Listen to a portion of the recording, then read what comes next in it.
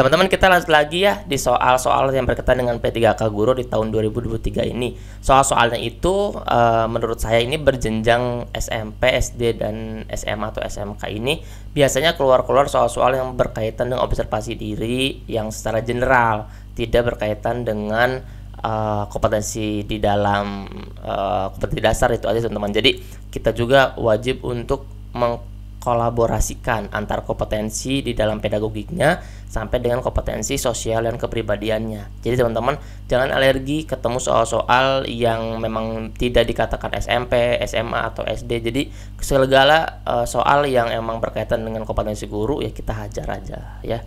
Teman-teman, kita lanjut ya di soal nomor 1 ya.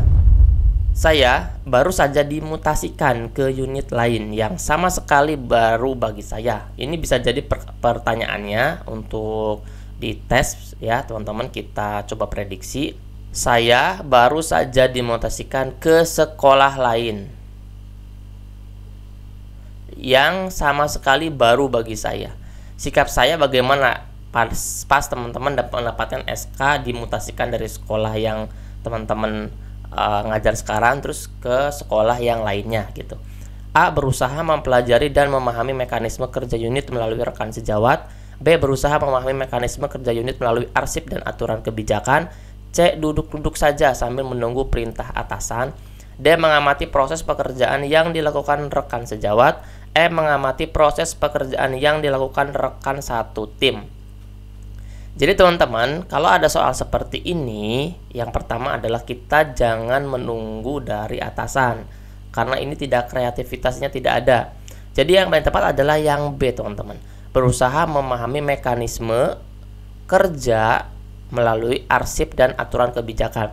Di sini teman-teman dari pemberatnya, aturan kebijakan. Jadi kita memahami mekanisme itu melalui aturan kebijakan yang ada di sekolah tersebut. Bisa jadi sekolah A dengan sekolah B berbeda aturan kebijakannya. Jadi kita akan memahami dari aturan kebijakannya, bukan melalui rekan sejawat. Kalau rekan sejawat itu hanya tempat bisa untuk sharing dan bertanya. Tapi tidak semua rekan sejawat juga melaksanakan aturan kebijakan yang ada di sekolah itu.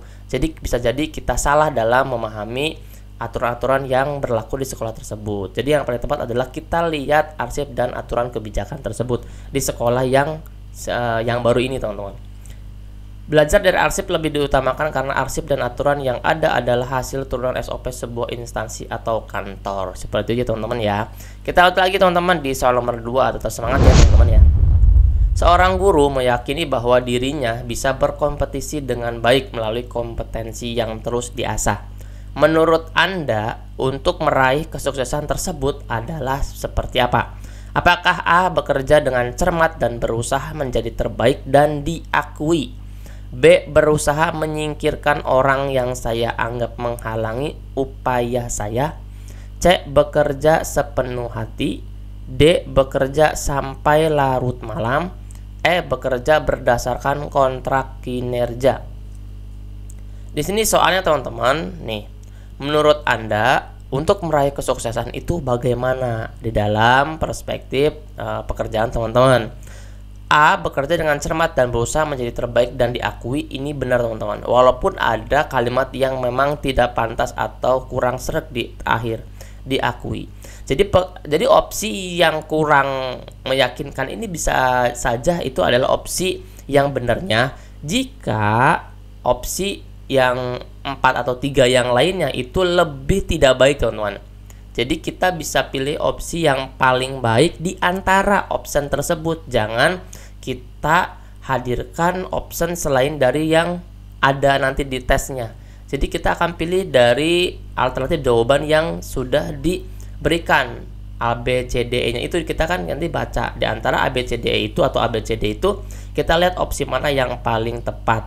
Jangan memikirkan bahwa kok ini nggak sesuai gitu. Nah, jangan memikirkan sesuai dan nggak sesuai dengan opsi yang berbeda. Hanya saja kita tuh harus milihnya adalah opsi yang ada di soal tersebut. Jadi jangan sampai kita terkecoh teman-teman. Oke?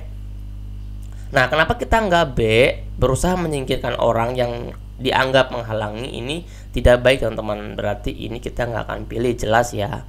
Yang C, bekerja sepenuh hati, ini benar. Bekerja sampai larut malam, ini nggak Ini bekerja berdasarkan kontrak kerja, ini juga benar sebenarnya. Tapi lihat teman-teman, di sini ada pemberat yang namanya dengan cermat dan berusaha menjadi yang terbaik. Nah, ini udah jadi pemberat. Bekerja sepenuh hati. Nah, bekerja sepenuh hati itu benar, tapi ada yang lebih lengkap lagi. Cari yang lebih lengkap lagi, cari yang paling rasional, cari yang sesuai dengan aturan kebijakan yang ada di instansi tersebut. Nah, itu ciri untuk menjawab soal-soal yang seperti ini, teman-teman. Bekerja dengan cermat sesuai dengan tupoksinya adalah salah satu kompetensi yang terus ditingkatkan dan yang selalu ada pada diri seorang ASN, terlebih kita seorang guru. Oke teman-teman, semangat, kita lanjut lagi di soal nomor 3 ya.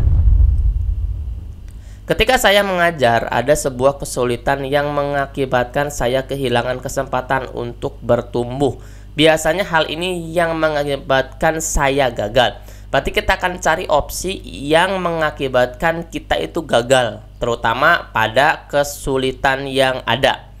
A. Bertahan pada cara yang telah ada, berpikir mencoba usaha lain, menunggu bantuan pihak lain, menunda ketika melihat resikonya, mundur begitu melihat resikonya. Kelima option ini semuanya negatif, karena ini mintanya negatif, tidak ada kecuali atau selain itu. Nah, kalau nggak ada kalimat atau kata selain itu atau kecuali, kita akan pilih sesuai dengan clue soalnya. Nah, yang paling mana yang membuat kita gagal dari kelima option ini? Ternyata teman-teman, setelah kita lihat, yang paling mendekati adalah yang E, teman-teman. Nah, ketika kita melihat resiko, itu bukan malah mau mencoba membuat tantangan diri sendiri dan bisa mengembangkan. Jadi kalau gagal pun dia telah mengembangkan kompetensinya sendiri, teman-teman. Tapi kalau langsung mundur, udah selesai. Berarti kita tidak pernah mau mencoba dalam kesulitan. Bahkan berarti kita bisa memvonis tidak mau meningkatkan kompetensi kita di dalam sebuah pekerjaan. Jadi yang paling tepat adalah yang E, teman-teman semua. Oke, kita lanjut teman ya di soal nomor 4 nih. Pagi hari ketika akan masuk ke dalam kelas, datanglah guru lain dengan wajah cemberut dan rasanya ingin menceritakan masalah yang sedang dihadapinya. Sebaiknya saya apa nih? Apakah A. meninggalkan pekerjaan saya dan mendengarkan ceritanya dengan penuh perhatian, B. meninggalkan pekerjaan serta memberi berbagai alternatif penyelesaian, C. tetap mengerjakan sambil mendengarkan ceritanya, D. meneruskan pekerjaan dan berusaha untuk tidak memperdulikan keinginan teman saya, E. memohon kepadanya untuk tidak mengganggu saya karena sedang sibuk. Nah, yang mana teman-teman? Coba teman-teman periksa lagi soalnya dan dikira teman-teman mau pilih option yang mana. Kalau misalkan di sini teman-teman harus lihat ya, kita itu masuk atau berangkat ke sekolah itu untuk apa? Untuk bekerja. Bekerjanya adalah mengajarin atau memberikan ilmu kepada siswa tersebut. Jadi itu dulu yang tugas pertama. Pertama nih, option A, meninggalkan pekerjaan saya, ini jelas nggak akan kita pilih. Pekerjaan kita itu adalah yang utama. Oke? Meninggalkan pekerjaan serta memberi berbagai alternatif penyelesaian, enggak. Meninggalkan pekerjaannya yang kita nggak akan pilih. Walaupun yang belakangnya benar alternatif penyelesaian, tapi sudah ada negatifnya, jadi kita akan delete. Tetap mengerjakan sambil mendengarkan ceritanya, ini tidak akan efektif teman-teman. Yang ngajar nggak efektif, menyelesaikan pekerjaan pun nggak efektif. Meneruskan pekerjaan dan berusaha untuk tidak memperdulikan keinginan teman saya atau memohon kepadanya untuk tidak mengganggu saya karena sedang sibuk. Nih teman-teman, meneruskan pekerjaan dan berusaha untuk tidak memperdulikan. Malah kalau misalkan kita tidak memperdulikan, kita akan dianggap tidak sopan dalam perkara sosial ini teman-teman. Dan sosial dan kepribadian malah ini ya. Nah, kalau misalkan D itu kita akan pilih. Walaupun yang E terkesan terkesan kejam gitu ya, nggak biasa kita lakukan, tapi memang kita harus lakukan itu karena opsinya nggak ada lagi yang mengarah ke selain yang E. Bisa jadi kalau misalkan ada opsi yang lain meminta dengan baik-baik, mungkin bisa kita pilih yang itu, tapi yang di sini nggak ada lagi pilihannya kecuali yang D dan E. Kalau yang D sudah kita delete karena tidak memperdulikan.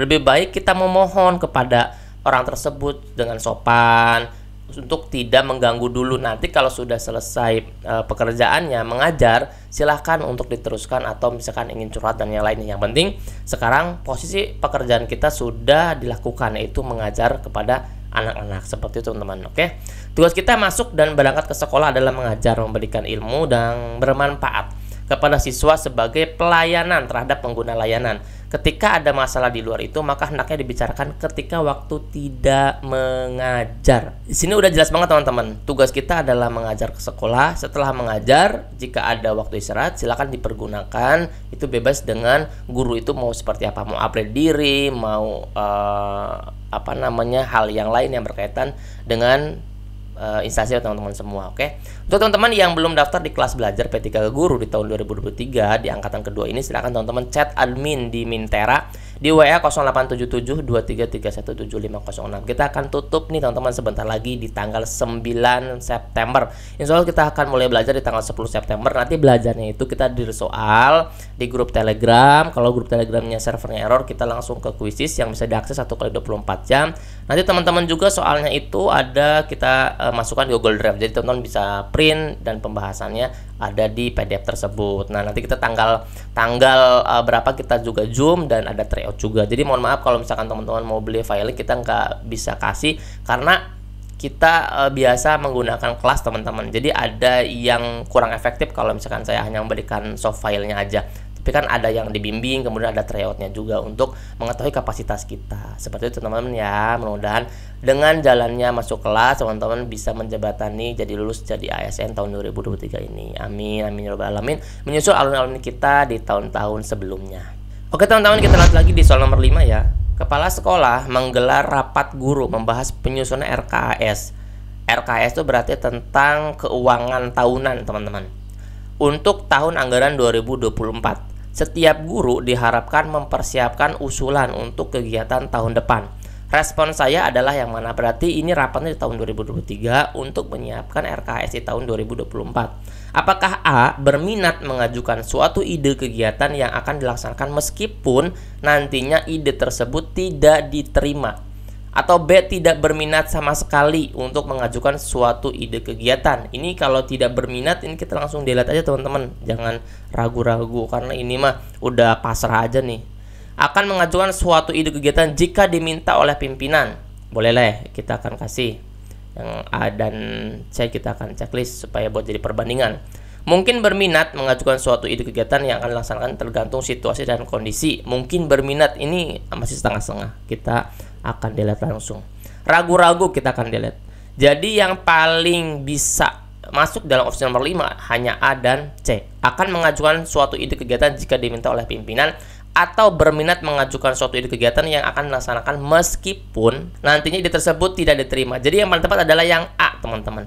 Kenapa bisa yang A? Di sini terlihat bahwa ide itu akan kita lontarkan ke rapat walau memang bisa jadi tidak diterima. Jadi tidak menjadi mental yang rendah. Kalau misalkan mental yang rendah, mental itu tidak bisa kita gunakan kalau misalkan kita tidak ada usaha. Nah, mengajukan suatu ide kegiatan ini bisa dilakukan kita ketika sedang rapat karena semua guru berhak untuk mengajukan ide-ide yang ada atau yang akan digunakan di instansi yang kita bekerja teman-teman. Oke, jadi jangan sampai kita memilih opsi-opsi yang tidak kreatif, tidak ada peningkatan kompetensi, ragu dalam mengerjakan ide. Nah, itu adalah opsi-opsi yang kita jadikan opsi paling akhir kalau misalkan sudah ada opsi-opsi yang berkaitan dengan peningkatan pemahaman, kemudian penambahan ide, kemudian kerjasama. Nah, itu opsi-opsi yang paling disukai dengan soal-soal yang seperti ini. Jadi, tindakan yang bisa kita lakukan adalah mengajukan ide sebagai bentuk partisipasi aktif terhadap program yang dicanangkan bersama kepala sekolah.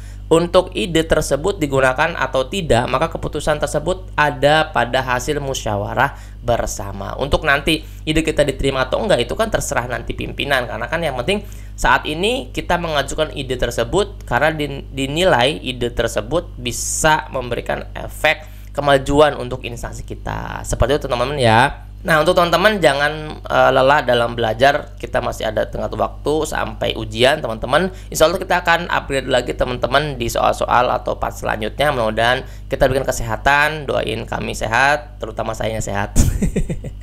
Mudah-mudahan teman-teman ini bermanfaat, menjadi amal jariah untuk kita semua yang menonton, yang membagikan video ini, semuanya lulus. Ketik amin teman-teman di kolom komentar ya. Jangan lupa subscribe, like, dan bagikan ke semua grup gurunya. Mudah-mudahan ini jadi jembatan kita, menjadikan amal jariah kita semua, dan mempermudah kita mencapai kelulusan. Amin amin ya rabbal alamin. Terima kasih ya teman-teman ya. Nanti kita lanjut lagi. Dadah.